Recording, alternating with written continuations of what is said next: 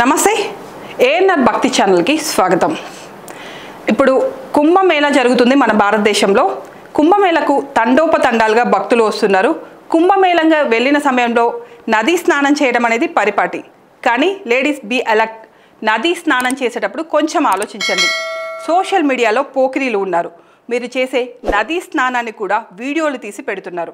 జాగ్రత్తగా ఉండి నదీ స్నానం చేయండి.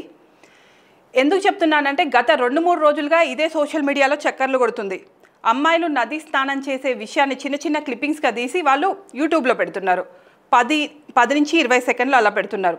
అక్కడ మనం లింక్ క్లిక్ చేయగానే ఇన్స్టాగ్రామ్లోకి వచ్చేయండి, మేము అక్కడ మీకు పూర్తి వీడియోని చూపిస్తామని చెప్తున్నారు. ఇన్స్టాగ్రామ్లోకి వెళ్ళగానే అక్కడ మీరు డబ్బులు కట్టండి, ఈ వీడియోని మీకు పూర్తిగా చూపిస్తాము అంటున్నారు. సో అమ్మాయిలు జాగ్రత్తగా ఉండాల్సిన అవసరం ఉంది. అది పుణ్యక్షేత్రం కదా అని కూడా ఎదవలు ఆలోచించట్లేరు.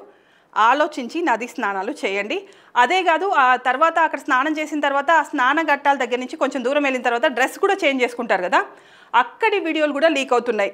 ఇక అక్కడ డ్రెస్ చేంజ్ చేసుకునేది ఎలా చేంజ్ చేసుకుంటారో ఇక చెప్పాల్సిన పని లేదు. అంటే నేను కూడా ఆడదానే, లేడీస్ ఎలా ఉంటారని చెప్పాల్సిన పని లేదు. కామన్గా డ్రెస్ చేంజ్ చేసుకునే వీడియోస్ ఎలా బయటకు వస్తున్నాయో కూడా తెలియట్లేదు.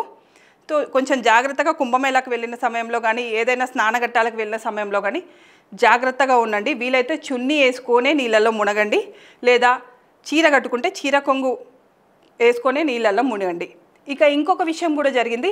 గుజరాత్లో ఒక హాస్పిటల్ పేరు అనేది చెప్పట్లేదు, హాస్పిటల్లో స్త్రీలకు ప్రత్యేక వార్డు ఉంటుందంట ఇంజెక్షన్ చేయడానికి.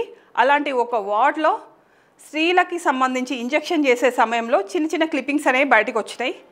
తర్వాత ఆ హాస్పిటల్ వాళ్ళు చెప్పుకున్నారు, ఇది మాకు తెలియకుండా బయటకు వచ్చినాయి, వీటన్నిటిని మేము తీసేస్తున్నాము, దీన్ని ఎవరైతే దీనికి కారణమయ్యారో వాళ్ళపైన చర్యలు తీసుకుంటామని. ఈ విషయమే కాదు, ఆడవాళ్ళు ప్రతి దగ్గర కూడా జాగ్రత్తగా ఉండాల్సిందే. షాపింగ్ మాల్స్కి వెళ్ళిన సమయంలో కానీ, షాపింగ్ మాల్స్కి వెళ్ళి ట్రయల్ రూమ్లోకి వెళ్ళి డ్రెస్ వేసుకుంటున్న సమయాలు కానీ మీ చుట్టూ ఏమైనా కెమెరాలు ఉన్నాయో చూసుకోండి. ఇక మెయిన్ హాస్పిటల్లోకి వెళ్ళినప్పుడు వాళ్ళు ఒక స్పెషల్ వార్డుకి తీసుకెళ్ళి ఇంజెక్షన్ ఇస్తా అన్నప్పుడు అక్కడ కెమెరా ఉందేమో చూసుకోండి. ఒకవేళ కెమెరా ఉంటే నో అంటే నో, అస్సలు ఎట్టి పరిస్థితిలో అక్కడ ఇంజెక్షన్ చేయించుకోకండి.